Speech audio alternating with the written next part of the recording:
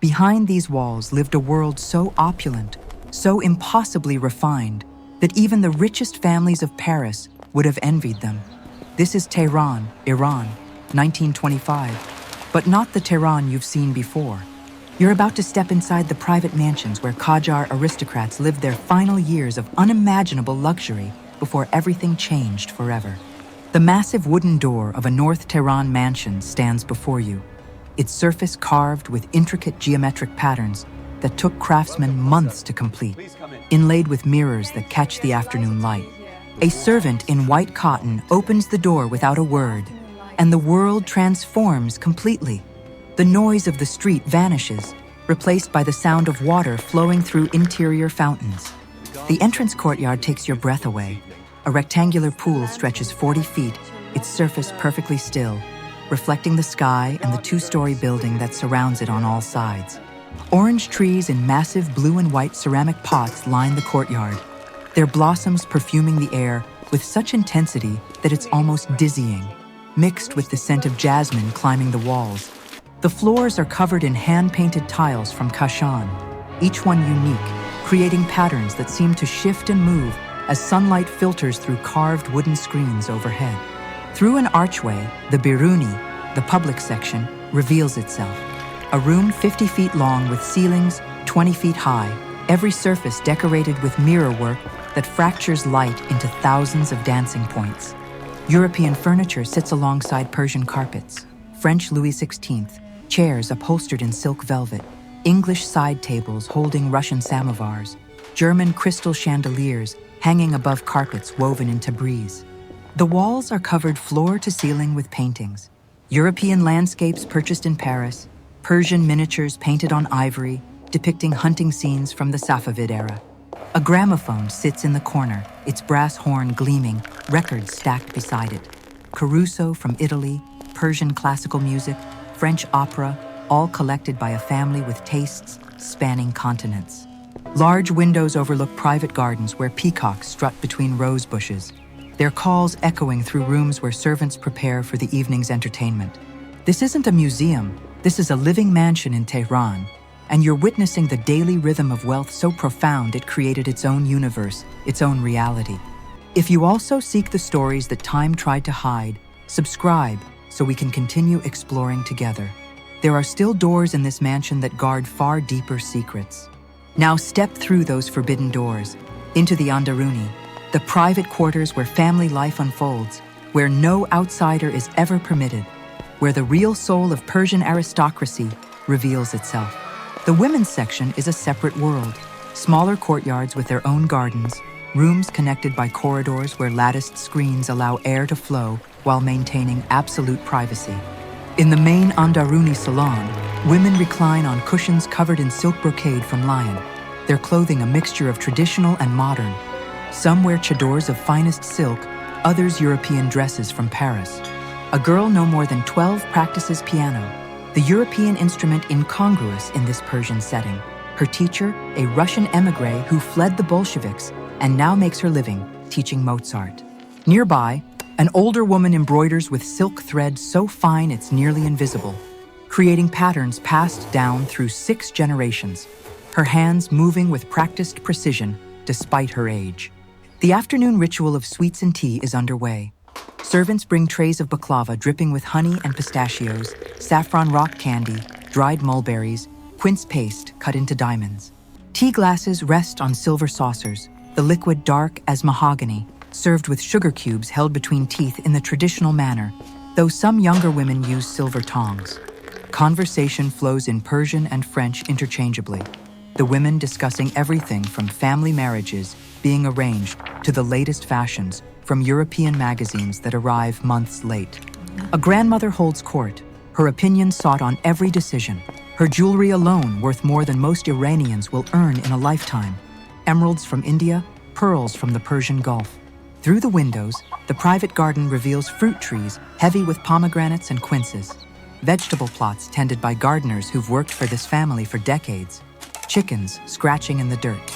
The hammam, the private bathhouse, occupies its own building in the garden, its dome decorated inside with colored glass that creates rainbows when sunlight passes through. the heated marble floors luxurious even in winter. These women live in gilded isolation, educated but restricted, wealthy but confined, their lives a strange mixture of privilege and limitation that defines upper-class Persian womanhood. A young woman in her 20s reads a book in French, Victor Hugo's Les Misérables, the irony apparently lost on her as she reclines on cushions worth more than most workers earn. Night approaches and the mansion transforms again. Servants light oil lamps throughout the house, their flames reflected infinitely in the mirrorwork, creating an effect like being inside a jewelry box. The formal dining room prepares for guests. A sofa, dining cloth, is spread across the entire floor, 60 feet of hand-embroidered silk depicting hunting scenes, trees, and flowing water in threads of gold. Servants arrange dishes in careful symmetry, dozens of small plates forming perfect geometric patterns, each holding a different delicacy. Pickled vegetables, fresh herbs, 3 types of yogurt, walnuts, dates, various chutneys. The main dishes will come later.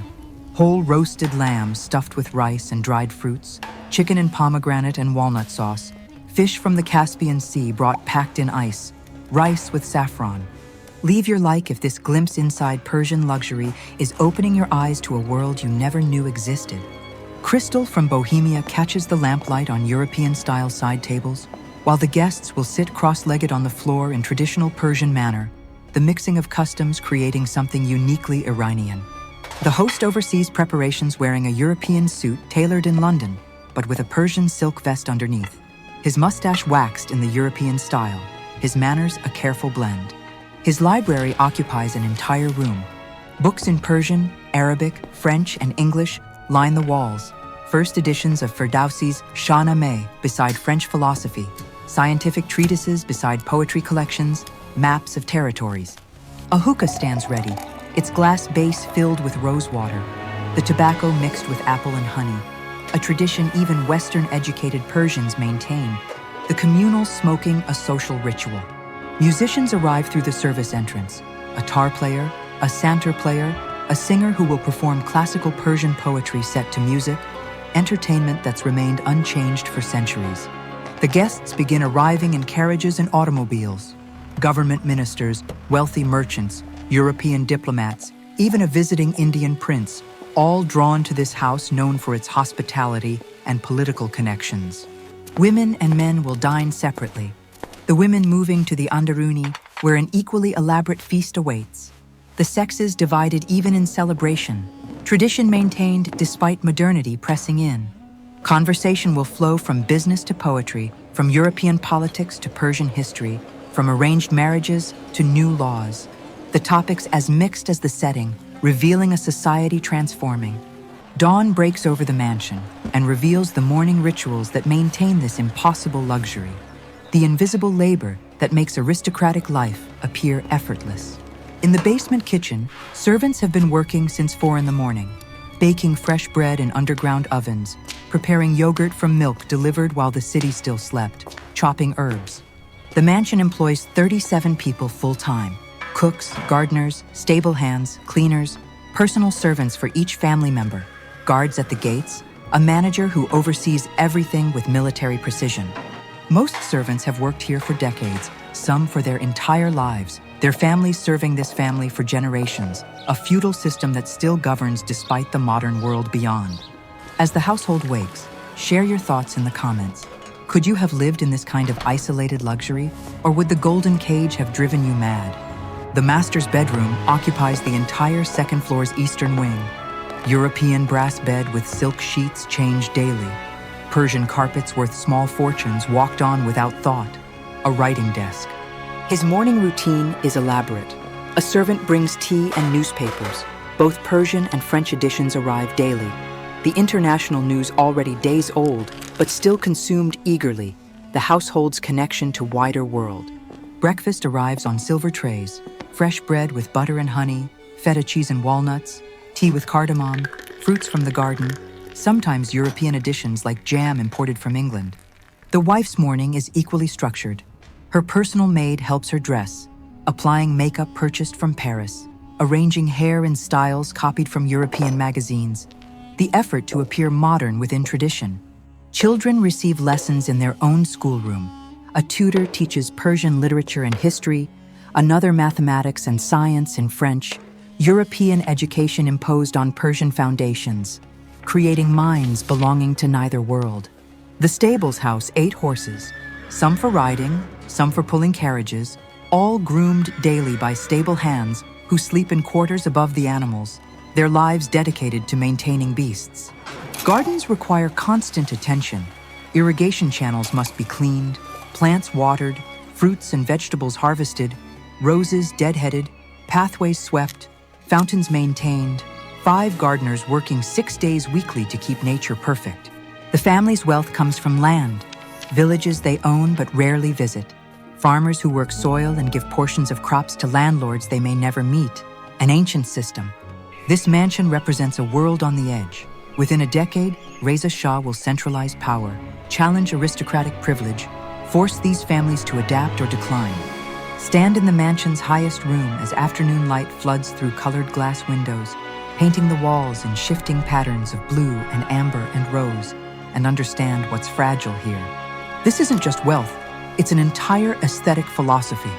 The belief that beauty and refinement justify existence, that creating perfect spaces and moments matters more than any practical concern. The mansion's true luxury isn't in its objects, but in its time. Time for poetry, for music, for elaborate meals that last hours, for conversations that meander without purpose, for tea ceremonies. This life requires an army of invisible people to maintain. Servants whose own lives are hard and poor, while they polish silver and tend gardens and serve meals to people barely acknowledging them. The contradiction is impossible to ignore. Extraordinary beauty built on fundamental inequality, refinement made possible by restriction, art flourishing while freedoms wither, paradise created for so few at the cost of many. Yet something genuine exists here too. A commitment to beauty, to poetry, to arts and graces that the modern world will increasingly discard as impractical, inefficient, outdated relics. The afternoon call to prayer drifts across the garden walls, reminding everyone that outside these gates, ordinary Tehran continues. Merchants in bazaars, workers in factories, farmers in villages, the vast majority living different lives. These mansions will survive the coming changes, but transformed.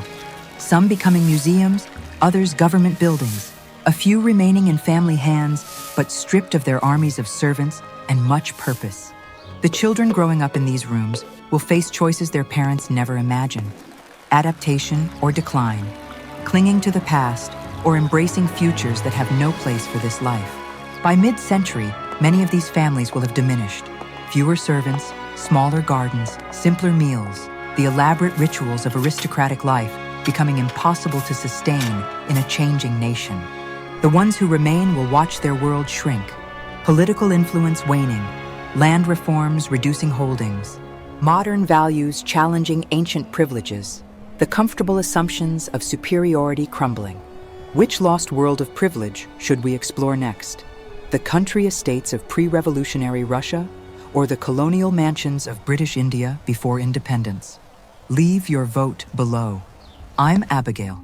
You've walked through rooms where Persian aristocracy lived their final years of unchallenged luxury, witnessed a world where beauty and inequality danced together, understood why change was inevitable. Welcome to the Circle, where history's most opulent moments remind us that every golden age casts shadows, and sometimes the most beautiful things are also the most fragile and unjust.